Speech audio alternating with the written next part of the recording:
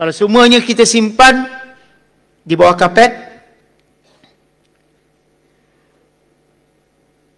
kita seolah-olah semuanya keadaan baik, tetapi hakikatnya kita tahu ianya ada dan berlaku.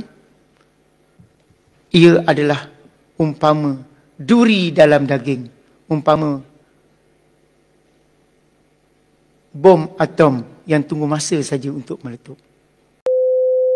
Datuk Seri, saya dah memberikan peringatan. Semua gejala negatif ini perlu dilaporkan.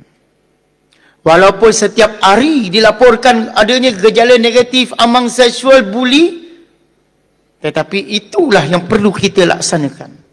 Supaya semua gejala negatif ini mendapat perhatian kepada semua pihak.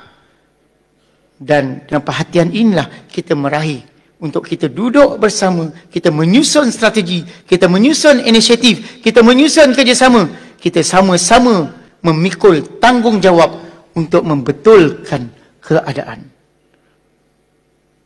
Ini perlu kita laksanakan. Kalau semuanya kita simpan di bawah kapet, kita seolah-olah semuanya keadaan baik, tetapi hakikatnya kita tahu ianya ada dan berlaku. Ia adalah umpama duri dalam daging, umpama bom atom yang tunggu masa saja untuk meletup. Sebab itu apa yang berlaku ini, hari-hari, selang 2 hari, selang sehari, dilaporkan kejadian-kejadian negatif ini.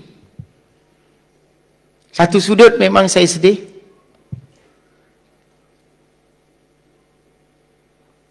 Satu sudut memang saya sedih.